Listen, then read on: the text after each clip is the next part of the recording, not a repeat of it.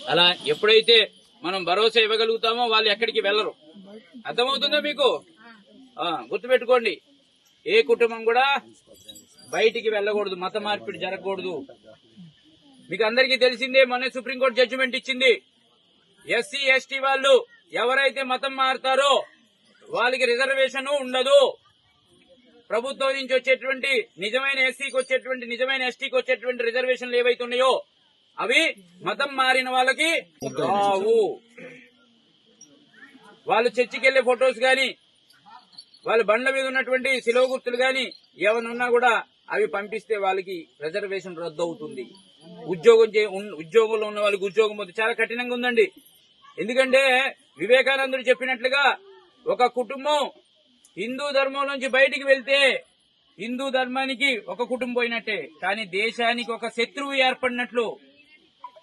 పోయినోడు ఏం చెప్తాడు? నాకు ఇజ్రాయెల్ ఇష్టం అంటాడు. ఎందుకంటే మా క్రిస్టియన్స్ అక్కడే ఉన్నారు కాబట్టి మాకు ఇజ్రాయెల్ ఇష్టం అంటున్నారు. ఇప్పుడు ఇజ్రాయెల్ కి సపోర్ట్ చేసే వాళ్ళు ఎంతమంది ఉన్నారో తెలుసా అండి మీకు? ఇంకొకరు ఇరాకీకి సపోర్ట్ చేస్తారు. కాబట్టి మారుతున్నాడంటే దేశానికి శత్రువు పెరిగినట్టు. కాబట్టి ఆలోచన చేయండి. మీ చుట్టుపక్కల ప్రాంతాల్లో ఎవరు కూడా మతం మారకూడదు. అందరూ కూడా మన హైందవ ధర్మంలోనే ఉండాలి. అందరినీ కలుపుకొని రాని వాళ్ళని కూడా జాతరకు తీసుకెళ్ళండి, రాని వాళ్ళని గుడికి తీసుకెళ్ళండి. జై శ్రీరామ్, జై శ్రీరామ్, జై శ్రీరామ్, జై శ్రీరామ్. మంచి సందేశం ఇచ్చినటువంటి స్వామీజీకి పెద్దారకూరు తరపున ప్రత్యేక ధన్యవాదాలు స్వామి. ఈ కార్యక్రమాన్ని ఉద్దేశించి డిఎన్టీ సెల్ చాలా చిత్తరంజన్ గారిని 2 నిమిషాల పాటు మాట్లాడాల్సిందిగా కోరుతుంది. ఈ రోజు మనము పెద్దారపురంలో అమ్మగారి శ్రీ శ్రీ శ్రీ మాచలమ్మ జాతర 3 రోజుల జాతరని ఈ రోజు 3వ రోజు నిర్వహిస్తున్నాము. నిర్వహిస్తున్న పూజారి రామారావు గారికి మరియు ఇక్కడ ఏర్పాటు చేసిన కమిటీ వారందరికీ హృదయపూర్వక ధన్యవాదాలు తెలుపుతున్నాము. ఇప్పుడు శివరామస్వామి అరుణాచల చిన్నస్వామి గారు మనకి ఒక సందేశం ఇచ్చారు. ఇది మన హిందువులలో ఐక్యత పెంచే విధంగా ఏదైతే హిందూ ధర్మ సమ్మేళనం జరుగుతున్నాయో ఆ ధర్మ సమ్మేళనంలో మనం అందరం పాల్గొంటున్నామా? ఇక్కడ ఎవరైనా పాల్గొన్నారా? హిందూ ధర్మ సమ్మేళనాలు జరుగుతున్నాయి మన ఊళ్ళల్లో. ఇక్కడ ఏమైనా జరుగుతున్నాయా? జరిగిందా? పాల్గొన్న వాళ్ళందరికీ కూడా ధన్యవాదాలు. ఈ హిందూ సమ్మేళనాలు జరగడానికి ముఖ్య కారణం ఏంటంటే మన హిందువులలో సోదర భావం, ఐక్యత పెంచడానికి మనం చేస్తున్న సమ్మేళనాలు ఇవన్నీ.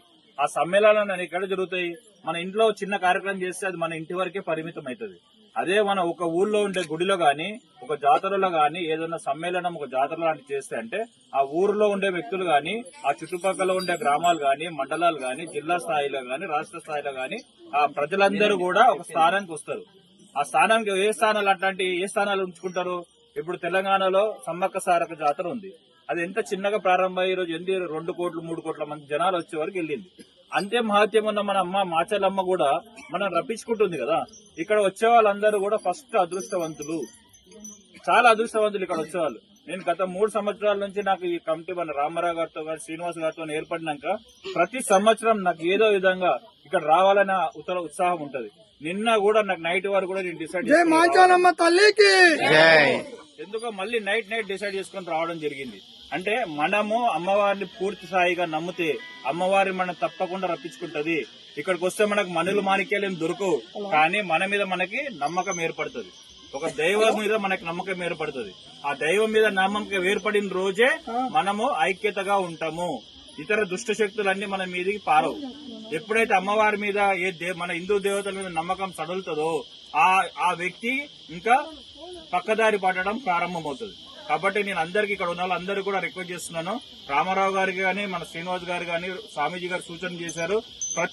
ప్రతి పౌర్ణమి రోజు ఇక్కడ మీరు 100 మంది జమ ఇవ్వండి. ఈ 100 మంది ప్రభావము మిగతా గ్రామాల మీద పడుతుంది. వాళ్ళు కూడా రావడం ప్రారంభిస్తారు. మన ఉన్న ఊళ్ళో గాని మన వాళ్ళే రాకపోతే మిగతా గ్రామాల నుంచి ఎలా వస్తారు? తప్పకుండా మీరు ఆ గ్రామాన్ని మీరు ఆచరించండి. ఈ 2-3 నెలల్లోనే మీకు జనాలు పెరగడం స్టార్ట్ అవుతుంది.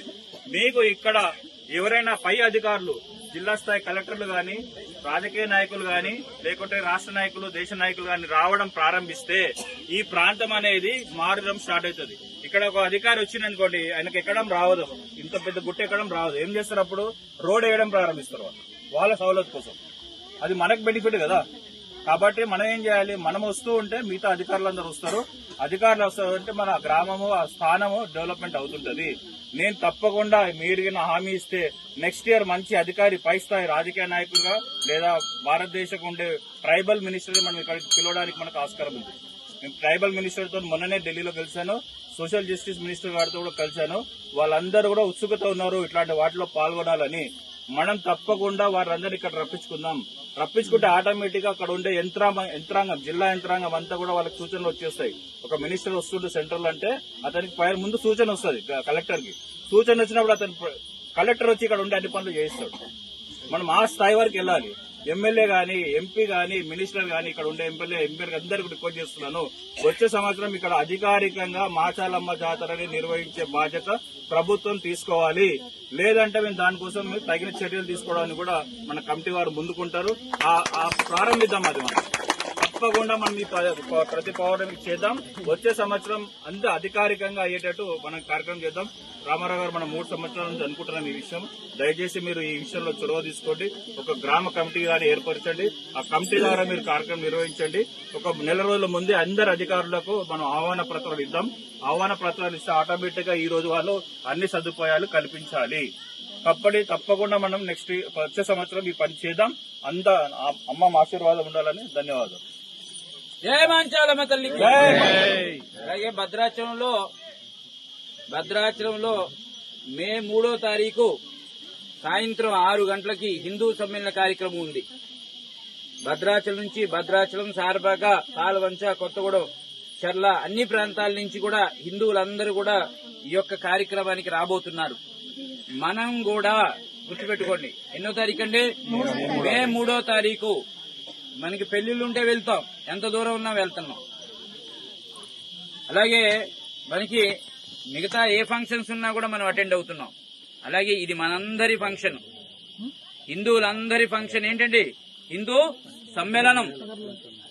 కాబట్టి మనలో ఐక్యతను చూసి మిగతా వాళ్ళు భయపడాలి, మన జోలికి రావటానికి భయపడాలి. అబ్బో, హిందువుల్లో ఇంత ఐక్యత వచ్చిందా, కాబట్టి హిందువుల్లో ఎవరైనా ముట్టుకుంటే వీళ్ళందరూ ఒక్కటైపోతారు అనేటటువంటి భయం పుట్టాలి. కాబట్టి మే 3వ తారీఖు మరిచిపోకండి. మే 3వ తారీఖు కాలేజీ గ్రౌండ్ లో, జూనియర్ కాలేజీ గ్రౌండ్ లో హిందూ సమ్మేళన కార్యక్రమం జరగబోతుంది. కాబట్టి మీరందరూ కూడా తప్పకుండా రండి, వచ్చి ఆ కార్యక్రమంలో పాల్గొనాలని కోరుతున్నాం. జై శ్రీరామ్. జై శ్రీరామ్. జై శ్రీరామ్. జై శ్రీరామ్.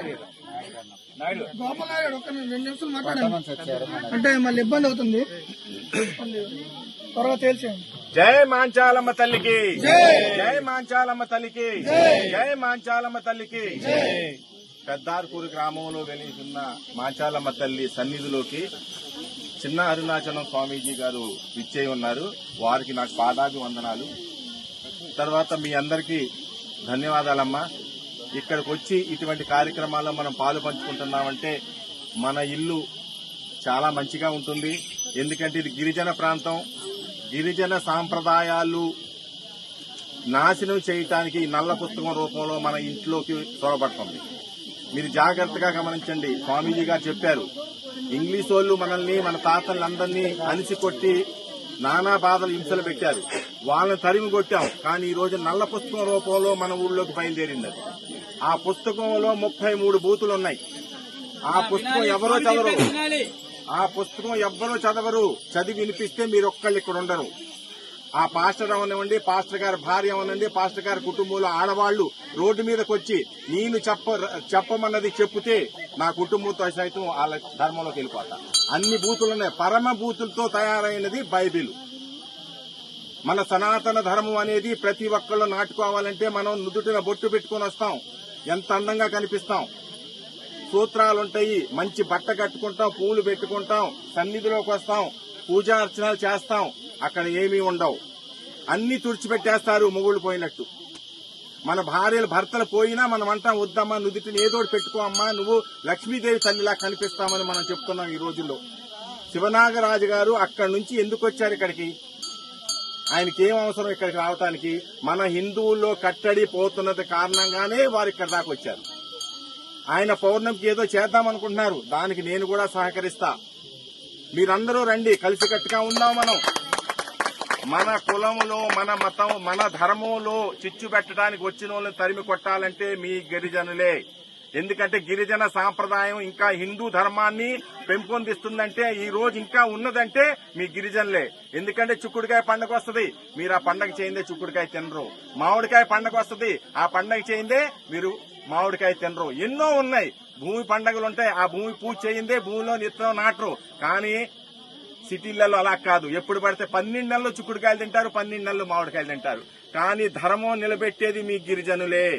గిరిజనులు కాబట్టే మీ దగ్గరికి మేము వచ్చాం, ఇక్కడ దాకా నడిచి మిమ్మల్ని వేడుకుంటున్నాను. ఆ నల్ల పుస్తకం వైపు ఎవరైనా వెళ్లారంటే మన కుటుంబంలో చిచ్చు పెడుతున్నట్టే లెక్క. ఇద్దరు అన్నదమ్ముల్ని విడదీసేది ఆ నల్ల పుస్తకం, ఇద్దరు అప్పచెల్లిని విడదీసేది నల్ల పుస్తకం, తల్లిదండ్రి చనిపోతే వెళ్ళకూడదనేది నల్ల పుస్తకం. ఇలాగెక్కడైనా మన దగ్గర ఉందా?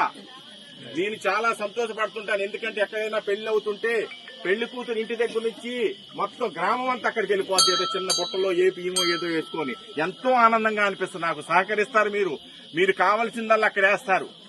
బియ్యం మూట ఒకళ్ళు ఇస్తారు, పప్పు ఒకళ్ళు ఇస్తారు, ఏదో ఒకటి తీసుకొని వెళ్తారు, అక్కడి నుంచి ఏదో ఒకటి తీసుకొని వస్తారు. ఇటువంటి సాంప్రదాయం గిరిజన సాంప్రదాయం. అటువంటి సాంప్రదాయాన్ని చిచ్చు పెడతానికి ఈ నల్ల పుస్తకం వచ్చింది.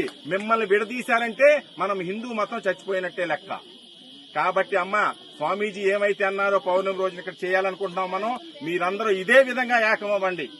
వాళ్ళకి వారం వారం మా దగ్గర రమ్మంటలేదు మేము. వాళ్ళు ఏమంటారు, వారం వారం రాకపోతే నువ్వు నరకానికి వెళ్తావని చెప్తాడు, భయపెట్టేస్తాడు.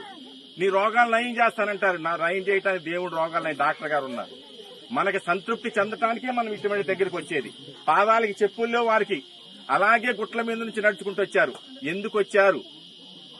ఎందుకు వచ్చారమ్మా? మీ అందరి కట్టడి కావాలి, మనందరం ఐక్యతగా ఉండాలి, మన దేశం బాగుండాలి. మన దేశం బాగుంటే మనం బాగుంటాం, మన కుటుంబం బాగుంటది. చాలా చోట్ల చూశాను నేను, హిందూ వ్రతం నుంచి అందులోకి వెళ్లిన వాళ్ళు ఈ అన్న చనిపోతే తమ్ముడు రావట్లేదు దినకార్యాలకి. ఎందుకు వచ్చిన ఇది? 4 రోజులు బతుకుతాం మనం, ఏం పెడుతుందమ్మా మనకి? మన ధర్మాన్ని మనం నిలబెట్టుకోవాలంటే మనం ఐక్యంగా ఉండాలి, ఐక్యంగా పోరాడాలి. మన కుటుంబంలో ఎవరైనా వెళ్తున్నారంటే వాళ్ళకి నచ్చ చెప్పే విధానం మీలో రావాలి. అందుకని ఈ జాతరలు చేయటానికి కారణమే ఇది. ఏమి లేకపోతే మనం లేము. ఆయన చెప్పారు, చిత్తరంజన్ గారు ఎవరో మినిస్టర్ తో మాట్లాడామన్నారు, కలెక్టర్ గారు వస్తారు, రేపు ఇక్కడ పెద్ద జాతర జరిగిద్ది, కుంభమేళా మీరు వినే ఉంటారు. పందు పుల్ల అమ్ముకొని 40,000 సంపాదించాడు, వేప పుల్లలు అమ్మి 40,000 సంపాదించాడు. అక్కడ మనకి ఎక్కడన్నా వస్తే ఆ పిల్ల అమ్మితే 40,000 సంపాదించుకున్నాడంటే 15 రోజుల్లో ఇంకేం కావాలి చెప్పండి. అలాగే ఇక్కడ పెద్ద జాతర జరిగిందనుకోండి, ఇక్కడ ఎన్నైతే ఉన్నాయో కుటుంబాలు, వాళ్ళు చిన్న చిన్న కొట్లు పెట్టుకున్నారంటే దగ్గర 1 నుంచి 2 లక్షలు సంపాదించుకోవచ్చు. మీకు ఆదాయం అనేది ఏర్పడద్ది. మేము ఆదాయం చూపిస్తానికి స్వామీజీ గారు ఏమన్నారు, ఎక్కడి నుంచో ఎవరినో మినిస్టర్ గారిని తీసుకొస్తాం, కలెక్టర్ గారు ఇక్కడికి వస్తారు, రోడ్డు వేపిస్తారు, చిన్న జాతరలాగా జరిగిద్ది, 3-4 వేల మంది వస్తారు, వస్తే 4 కోట్లు వెలుస్తాయి. ఇక్కడ మీకు ఆదాయం ఏర్పడిద్ది. ఈ తల్లికి సేవ చేస్తే మనకు ఆదాయం దానికదే వస్తుంది. కాబట్టి ఆయన స్వామీజీ గారు చెప్పింది అయితేనే, చిత్తరంజన్ గారు చెప్పిందేమో చెవుల్లో పెట్టుకోండి. మీరు మీ మనసులో పెట్టుకుని ధర్మం కోసం మీ దగ్గర నుంచే, ధర్మం అనేది మీ దగ్గర నుంచే రావాలి. మీరు చేయకపోతే హిందూ ధర్మం నిలబడదు. మన దేశం బాగుపడాలంటే మనం ఐక్యతంగా ఉండాలి. ఐక్యతంగా ఉండాలంటే ఇటువంటి కార్యక్రమాలకి నేను రోజు వస్తానన్న దానికి మీకు రావాలి. నేను శుక్రవారం వచ్చి నేను పూజ చేసి వెళ్తాను, వీక్షించుకోండి. 4 వారాలు రండి ఇక్కడికి, మీ ఆరోగ్యం కుదుట పడింది, మీకు సంతోషంగా ఉంటాయి, మీ పిల్లా జల్లతో మంచిగుంటారు ఇంట్లలో. మేము అంత దూరం నుంచి ఇక్కడ రావడానికి కారణం మాకేదో ఈ తల్లి కోట్లు ఇచ్చేస్తానుకుంటారా? కాదు, ఆరోగ్యం ఇస్తే చాలు. ఈ అమ్మ ఆరోగ్యం ఇస్తే నేను హాస్పిటల్కి వెళ్లకుంటే చాలు, నాకు అదే కోట్లు. ఈ రోజున ఇంటికి 4 వ్యాధులతో బాధపడుతున్నారు. మరి స్వామీజీ చెప్పులు లేకుండా నడుస్తున్నారంటే ఆయనకి ఏమీ లేదు. కారణం, సన్నిధిలో ఉంటే మనకి వ్యాధులు అనేది ఉండదు. ఎందుకంటే ఇక్కడికి వచ్చామంటే సత్యం మాట్లాడతాం, హింస అనేది ఉండదు, అహింసా మార్గంలో పోతాం, ఇవన్నీ ఏర్పడతాయి. అందుకనే దయించి వారు ఏదైతే చెప్పారో వారికి మనం కట్టుబడి ఉందాం. రేపు 2వ తారీఖున ఎప్పుడో ఇక్కడ పౌర్ణమి అంట, ఆ రోజు నేను కూడా వస్తాను. నా తరపు నుంచి ఏం కావాలని ఇక్కడ సహకరిస్తాను. జై మాంచాలమ్మ తల్లికి, జై మాంచాలమ్మ తల్లికి, జై మాంచాలమ్మ తల్లికి. సీన్ గారు, ప్రతి పౌర్ణమికి 2వ తారీఖు ఎంతమంది వస్తారు చూడండి, వాళ్ళందరికీ పైన అన్నం పెడదాం. అది జై శ్రీరామ్. మీరు 50 మంది వస్తారో 100 మంది వస్తారో అంతమందికి కూడా ప్రతి పౌర్ణమికి చిన్న అరుణాచలం నుంచి ఇక్కడ అన్నప్రసాదం ఉంటుంది. ఓకేనా, వస్తారా? జై శ్రీరామ్, జై జై శ్రీరామ్. అమ్మని దర్శనం చేసుకుందాం, అమ్మవారి అన్నప్రసాదాన్ని స్వీకరించి వెళ్దాం. ఓకేనా? మొదటి అడుగు ఈ 2వ తారీఖే వేద్దాం. తప్పకుండా రండి. దానికి కావాల్సిన ఏర్పాట్లు ఇక్కడ ఉన్నటువంటి కమిటీ వాళ్ళు ఎవరున్నారో దానికి ఆర్థికపరమైన విషయాలు అన్నానికి అన్నప్రసాదం చేయడానికి కావాల్సింది నేను ఏర్పాటు చేస్తాను. మీరు మాత్రం రావాలి. మీరు చేయాల్సింది ఒకటే, ఏంటి? రావటమే. మీరే డబ్బు ఖర్చు పెట్టాల్సిన అవసరం లేదు. ఆ పసుపు కుంకుమ ఇక్కడే ఉంటుంది, అమ్మవారి దగ్గర వేయండి. కొబ్బరికాయ కొట్టినా కొట్టకపోయినా పర్లేదండి. ఖర్చు పెట్టాలి, నా దగ్గర డబ్బులు లేవు అనుకుంటే వచ్చి అమ్మవారి సన్నిధిలో కూర్చొని దండం పెట్టుకుని ఒక 10 నిమిషాలు ఉండి వెళ్ళండి. మనం వెళ్ళకపోతే మన మనసును పాటు చేసే వాళ్ళు రెడీగా ఉంటారు, లాక్కోవడానికి సిద్ధంగా ఉంటారు. అక్కడికి వెళ్తే మనం నాశనమే. అర్థమవుతుందా? అమ్మ దగ్గర ఉంటే ఆనందం, క్షేమం అంతా కూడా ఈమె దగ్గరే ఉంది. అక్కడికి వెళ్తే ఏముండదు, ముసుగేసుకోవటమే. గుర్తుపెట్టుకోండి. 2వ తారీఖు అందరూ రండి. 2వ తారీఖు అమ్మని దర్శనం చేసుకోండి, అమ్మ అన్నప్రసాదాన్ని స్వీకరించి వెళ్దాం. ఓకేనా? చుట్టుపక్కల ఉన్న అందరినీ కూడా రమణ గారు అమ్మవారి జాతర వచ్చే సంవత్సరం తర్వాత సంవత్సరం కన్నా కూడా ఇంకా పెద్దగా జరగాల్సిన అవసరం చాలా ఉంది. మీకు అమ్మ చెప్పలేదేమో కానీ నాకు చెప్తుంది. ఇంకా పెద్ద జాతర ఇంకా జరగాలి. సమ్మక్క సారక్క ఎంత పవర్ఫుల్లో అంత పవర్ఫుల్ అమ్మవారి ఇక్కడ కూర్చొని ఉంది. అది కాబట్టి దండం పెట్టుకుని వెళ్ళండి. ఇవాళ మీకు ఏమైనా మనసులో అనిపించి మీ కష్టం ఏదైనా ఉంటే దండం పెట్టుకుని వెళ్ళండి, తప్పకుండా తీరుతుంది. నేను 3 సంవత్సరాల నుంచి వస్తున్నా. నేను ఎందుకు వస్తున్నా అంటే నమ్మకం. జై మాంచాలమ్మ తల్లికి. ఊళ్ళోనే